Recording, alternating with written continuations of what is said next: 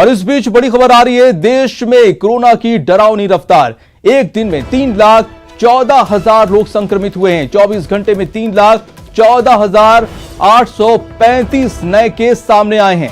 24 घंटे में 2,000 से ज्यादा मरीजों की मौत हुई है। महाराष्ट्र की बात की जाए तो यहां पर 67,000 से ज्यादा नए केस सामने आए हैं। तो ये आंकड़े बेहद ही डरावने हैं। लगातार आंकड़े कोरोना के मरीजों की बढ़ती जा रही है और अब ये आंकड़ा बढ़ के 3 लाख को पार कर गया है। 3,14,000 लोग संक्रमित हुए हैं पिछले 24 घंटे में। 24 घंटे में आपको बता दें 3,14,385 नए केस आए हैं और 2,000 से ज्यादा मरीजों की मौत हुई है। महाराष्ट्र की बात की जाए तो यहां की हालत सबसे ज्यादा खराब है। 67,000 से ज्यादा नए मरीज यहां मिले हैं।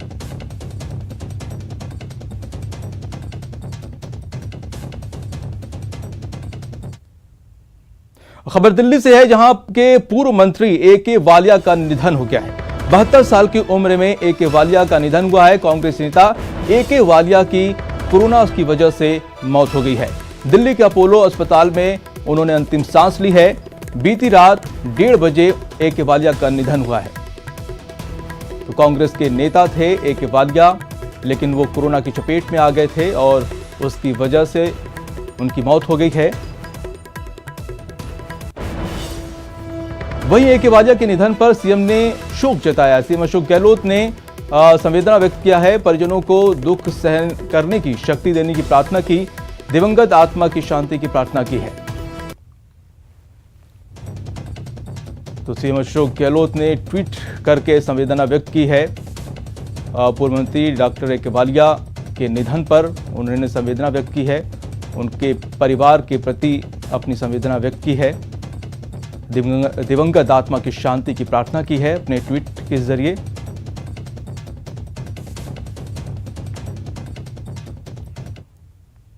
और अब बात मरुधरा की करते हैं, यहां पर कोरोना का महाविस्फोट हुआ है, जहां 24 घंटे में यहां पे भी मरीजों की संख्या लगातार बढ़ती जा रही है। 24 घंटे में 14,622 नए केस आए हैं। 24 घंटे में मौत के आंकड़े में भी इजाफा हुआ है। 62 लोगों की जान चली गई है कोरोना की वजह से। जोधपुर में सबसे ज्यादा 18 मौतें हुई हैं। जी हां, जयपुर में सबसे ज्यादा मरीजों की संख्या 3,101 केस आए हैं। जी हां, प्रदेश में एक्टिव केस की संख्या 86,000 के पार हो गई है। तो मरुधरा के जो आंकड़े आ रहे हैं वो भी बेहद चिंताजनक हैं, बेहद डराने वाले हैं। संदेश भी दे रहे हैं कि संभल जाओ और जो भी कोरोना की गाइडलाइन है उसका पालन करें, क्योंकि 24 घंटे में ये आंकड़े बढ़कर अब 14,622 तक पहुंच चुके हैं और मौत का आंकड़ा भी बढ़कर 62 तक पहुंच गया है। जोधपुर की हालत सबसे खराब है, यहां पर 18 मौत हुई है और जयपुर में सबसे ज्यादा मरीज 3,101 मिले हैं।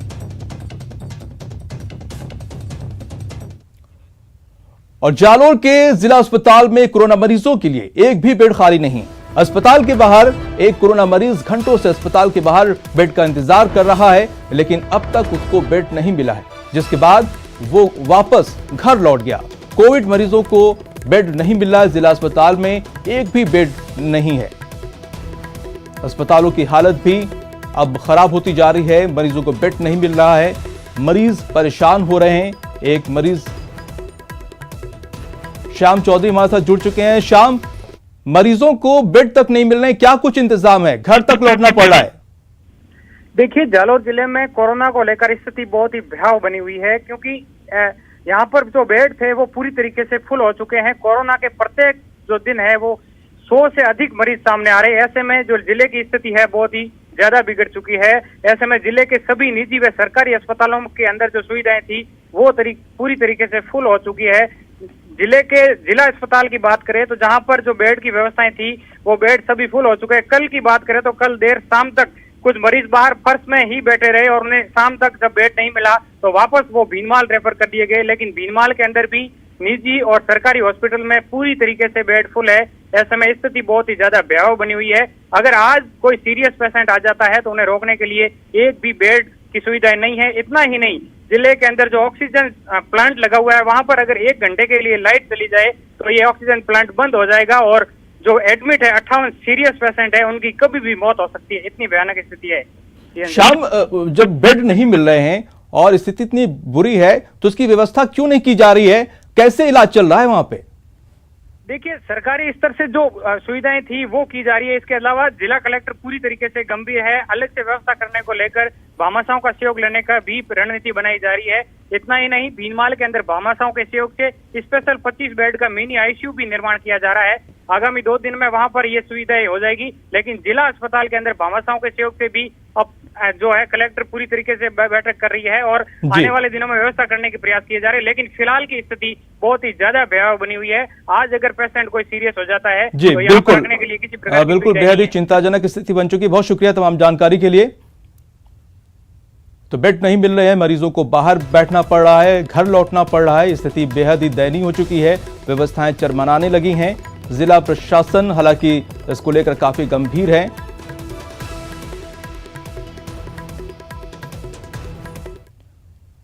खबर 12 से है, जहां पर जेल में कोरोना विस्फोट हुआ है। जी हां, सेंट्रल जेल में कोरोना विस्फोट हुआ है। 41 कैदी यहां पर कोरोना पॉजिटिव पाए गए हैं। 2 कैदी की हालत गंभीर बनी हुई है।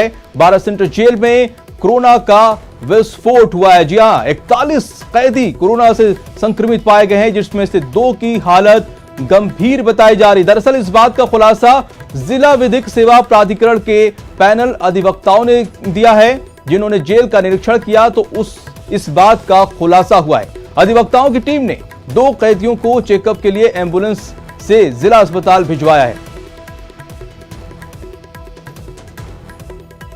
तो बेहद ही चिंताजनक स्थिति यहां पर बनी हुई। 41 कैदी कोरोना पॉजिटिव पाए गए हैं, जिनमें से 2 की हालत गंभीर बनी हुई है।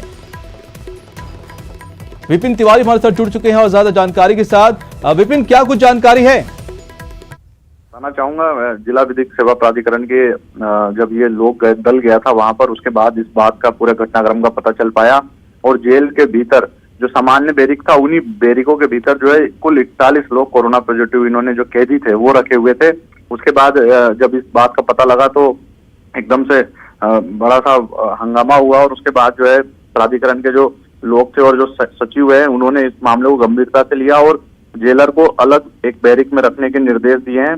फिलहाल जो है ये 41 मरीज हैं, जिनमें से 2 जो है वो गंभीर हैं और इनको जो है जिला अस्पताल भिजवाया गया है ताकि इनकी सामान्य स्थिति हो सके। और जो 39 है जो माइल्ड सिम्टम्स है, उन कैदियों को एक अलग बैरिक में रखा गया है और फिलहाल आज जो है चिकित्सा दल वहां पहुंचने की संभावना है और चिकित्सा दल जाकर वो पुनः एक बार सैंपलिंग होगी, यहाँ पर जांच होगी, छिड़काव वगैरह किया जाएगा। जी, लेकिन विपिन, एक साथ 41 लोग पाए जाते हैं, क्या कहां पे चूक, कहां पे लापरवाही नजर आई? बिल्कुल ये जेल प्रशासन की लापरवाही है, क्योंकि जब मामले लगातार बढ़ रहे थे, जांच हो रही थी, उसके बाद 41 लोगों को वहां पे रखना, उच्च अधिकारियों को सूचना न देना, प्रशासन को या जिला कलेक्टर को या सीएमएचओ किसी को इस बात की खबर नहीं देगी कि हमारे यहाँ 41 मरीज हैं और इनको अलग से कोई व्यवस्था की जाए या कोई चीज इनको लिए कोई साधन मुहैया किया जाए जिनसे इनकी जान बच सके, संक्रमण रुक सके। तो सीधा सीधा जो है जेल प्रशासन की खामियां यहाँ पर नजर आ रही है। बिल्कुल बड़ी लापरवाही सामने आ रही है। बहुत शुक्रिया तमाम जानकारी के लिए विपिन। बढ़ते हैं आगे और बड़ी खबर इस वक्त ही बता दें कि जोधपुर सेंट्रल जेल में कोरोना अटैक हुआ है। सेंट्रल जेल के 10 कैदी कोरोना पॉजिटिव पाए गए। यहां भी 10 कैदियों की रिपोर्ट जो है पॉजिटिव आने से हड़कंप मच गया है। सभी पॉजिटिव कैदियों को आइसोलेट कर दिया गया है, जेल डिस्पेंसरी में आइसोलेट किया गया है। तो यहां पर भी आपको बता दें, जोधपुर में भी यहां के सेंट्रल जेल में 10 कैदी कोरोना पॉजिटिव पाए गए हैं। 10 कैदियों के कोरोना पॉजिटिव होने के बाद हड़कंप मच गया है। कैदियों को आइसोलेट कर दिया गया है, जेल डिस्पेंसरी में आइसोलेट कर दिया गया है।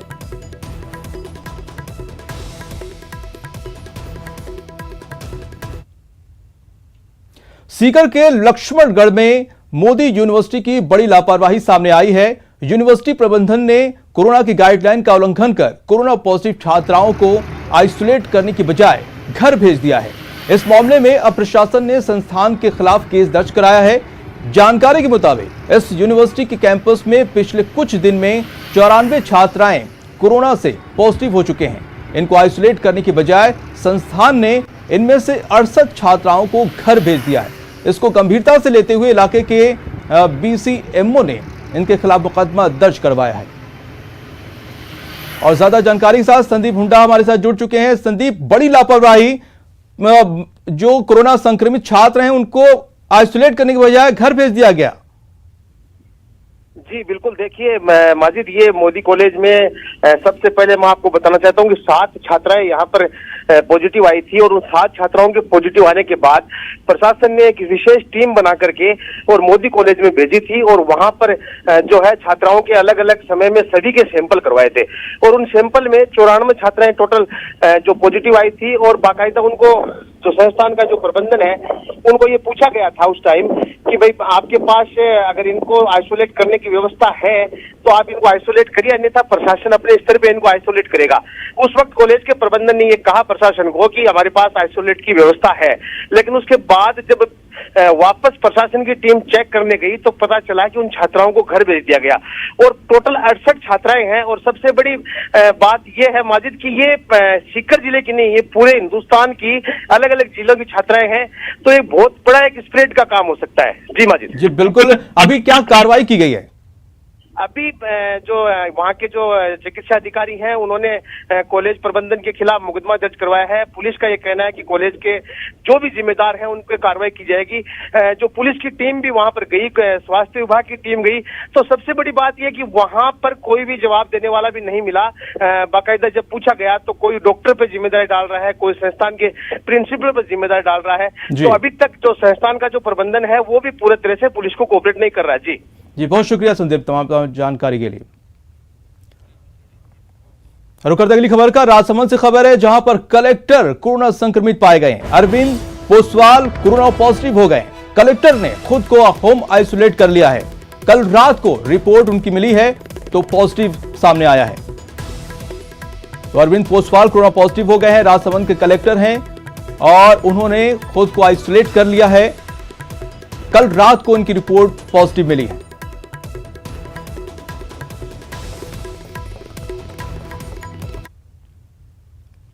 उदयपुर में रेमडेसिविर इंजेक्शन की कालाबाजारी का मामला सामने आया है। यहां 899 रुपए का एक इंजेक्शन 35,000 रुपए में बेचा जा रहा था। पुलिस के डीएसटी टीम और हिरमगरी थाना पुलिस ने संयुक्त कार्रवाई करते हुए डिकॉय ऑपरेशन के तहत एक डॉक्टर और एक मेडिकल स्टूडेंट को गिरफ्तार किया है। डीएसटी टीम को इंजेक्शन की कालाबाजारी की जानकारी मिली तो एक डिकॉय प्लान किया गया और इसके तहत एक पुलिसकर्मी को बोगस ग्राहक बनाकर डॉक्टर से संपर्क करवाया गया। डॉक्टर ने 2 इंजेक्शन खरीदने पर 35,000 प्रति इंजेक्शन के हिसाब से देने की बात कही और दोनों आरोपियों को मौके पर ही गिरफ्तार कर लिया गया। और ज्यादा जानकारी के साथ कपिल शिमाली हमारे साथ जुड़ चुके हैं। कपिल, कालाबाजारी हो रही है रेमडेसिविर की, क्या ये नेटवर्क पूरे प्रदेश में फैला हुआ है? देखिए, पुलिस दोनों आरोपियों से पूछताछ में जुटी हुई है और जिस तरह से रेमडेसिविर इंजेक्शन की डिमांड बढ़ी है, जरूरतमंद लोग किसी भी कीमत पर इसे खरीदने को तैयार है क्योंकि परिजनों की जान बचाना बेहद जरूरी है। तो इसी के चलते कुछ लोगों ने इसका फायदा उठाया और इसके कीमतों में काफी बढ़ोतरी कर ब्लैक मार्केट में इसको बेचा जा रहा है। जो इंजेक्शन 899 रुपए में उपलब्ध है उससे 35,000 रुपए में उदयपुर में सौदा किया गया है। डीएसटी टीम के प्रभारी हनुमंत सिंह राजपुरोहित ने इस कार्रवाई को अंजाम दिया है और पहले बोगस ग्राहक पुलिसकर्मी को बनाया गया और संपर्क इन डॉक्टर्स से किया गया। इनसे जब बातचीत के दौरान बार्गेनिंग भी की गई, लेकिन ये किसी भी कीमत पर राशि 35,000 से कम करने को तैयार नहीं हुए। एकलिंगपुरा चौराहे पर इस कार्रवाई को अंजाम दिया गया जहां पर इंजेक्शन की सप्लाई हो रही थी। सप्लाई के दौरान जब रुपए दिए गए उसी समय पास में मौजूद जो पुलिस की टीम थी उन्होंने इससे इन्हें गिरफ्तार किया और उसके बाद जो पूछताछ की गई उसमें प्राथमिक जानकारी जो अभी तक मिली है उसके अनुसार कुछ मेडिकल जो टीम के जो लोग हैं जो कि आरएनटी मेडिकल कॉलेज के एमबी हॉस्पिटल के मेडिकल कर्मचारी हैं उनके भी शामिल होने की संभावनाएं जताई जा रही है। इसका भी खुलासा कुछ देर में हो सकता है। जी बहुत शुक्रिया तमाम जानकारी के लिए।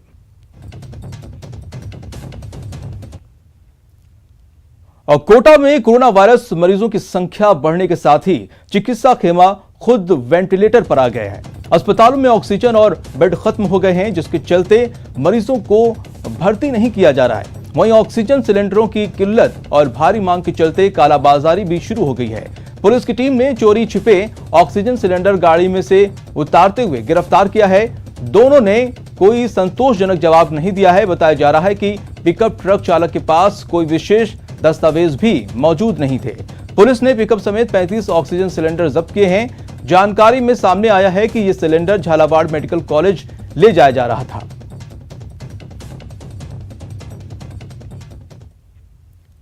और उधर जयपुर पुलिस ने कोरोना की दूसरी लहर के बेहिसाब कहर के बीच जीवन रक्षक रेमडेसिविर इंजेक्शन के कालाबाजारी के खिलाफ एक्शन लिया है, जिसमें इंजेक्शन की कालाबाजारी के बड़े नेटवर्क का खुलासा हुआ है। नेटवर्क न्यूज 18 आस्थान ने भी बीते दिनों रेमडेसिविर इंजेक्शन और आपको बता दें फैब्लू जैसी जीवन रक्षक दवाओं की कालाबाजारी की खबर को प्रमुखता से दिखाया था। दरअसल जयपुर पुलिस कमिश्नरेट की क्राइम ब्रांच की स्पेशल टीम ने मुरलीपुरा थाना इलाके में डिकोय ऑपरेशन चलाया और 6 आरोपियों को 15 से 25 हजार रुपए में रेमडेसिविर इंजेक्शन बेचते हुए धर दबोचा है। आरोपियों के कब्जे से पुलिस ने रेमडेसिविर इंजेक्शन की 4 शीशियां बरामद की हैं। आरोपियों से पूछताछ में रेमडेसिविर इंजेक्शन की कालाबाजारी बड़े नेटवर्क का खुलासा हुआ है कि दिल्ली से एक हफ्ते में 750 रेमडेसिविर इंजेक्शन लाकर दलालों के जरिए जयपुर में बेचा जा रहा है। ऑपरेशन कंप्लीट किया गया, उसी सिलसिले में पूछताछ के आधार पर ये पूरी चेन जिसका खुलासा हुआ है वो इस तरह से सामने आई है कि जयपुर शहर में अनेक दलाल इस प्रकार के हैं जो जैसे कि इस चेन में उदाहरण के तौर पे दिल्ली से भारी मात्रा में 725 इंजेक्शन पिछले एक हफ्ते में लेके आए हैं और एक बड़ी चेन दलालों के मार्फत जयपुर शहर के अनेक medical store, individual customer, patient और हॉस्पिटल्स में इनकी अनाधिकृत सप्लाई कर रहे हैं। इनमें से किसी के पास भी बेचान करने का कोई वैलिड अनुज्ञा पत्र नहीं है और हर स्टेज पे कमीशन लेने के कारण ये इस इंजेक्शन को दिल्ली से करीब 2200 रुपए में लाना बताते हैं और इसकी बाजार कीमत 15,000 से लेके 25 से 30,000 रुपए इन लोगों ने कर दी है। तो इस सिलसिले में 6 आरोपी मुरलीपुरा थाने पे गिरफ्तार किए गए हैं। 4 इंजेक्शन के वायल मौके से जब्त किए गए हैं। इसमें मैं आपको ये भी बताना चाहूंगा कि जो औषधि नियंत्रक विभाग है राजस्थान का, वो इसमें हमारे साथ ही विवेचना कर रहा है और इस संभावना से भी इनकार नहीं किया जा सकता कि ये इंजेक्शन पूर्णतया नकली हो। राजधानी जयपुर में कोरोना महामारी के बीच में भी आपदा में अवसर को गलत तरीके से तलाशने वाले लोगों के खिलाफ जयपुर पुलिस कमिश्नरेट की टीम ने बड़ी कार्रवाई को अंजाम दिया है। आपको बता दें, लगातार कोरोना को लेकर के रेमडेसिविर इंजेक्शन की किल्लत बनी हुई है। ऐसे में दिल्ली से 2200 रुपए में इंजेक्शन खरीद कर ला करके 15 से 25,000 रुपए तक में जयपुर शहर में कालाबाजारी करने वाले गिरोह का भंडाफोड़ जयपुर पुलिस के द्वारा किया गया है। 48 ठिकानों पर पुलिस ने रेड डालते हुए औषधि नियंत्रण विभाग के साथ में पूरी कार्रवाई को अंजाम दिया है। कार्रवाई में बड़ी तादाद में लोगों की मिलीभगत जो है, मेडिकल स्टोर्स के संचालकों की मिलीभगत जो है वो यहां पर सामने आई है। मेडिकल स्टोर के जो संचालक थे वो बिना डॉक्टर के प्रिस्क्रिप्शन के ये इंजेक्शन जो था वो ब्लैक में बाजार में बेचते हुए नजर आए। ऐसे में पुलिस ने फिलहाल 6 आरोपियों को गिरफ्तार किया है। शंकर माली, विक्रम गुजर सहित 6 आरोपियों को पुलिस ने गिरफ्तार किया है। इनसे लगातार पूछताछ की जा रही है। डीसीपी क्राइम ने बताया है कि लगातार पूछताछ के बाद में कुछ और बड़े खुलासे भी होते हुए नजर आ रहे हैं।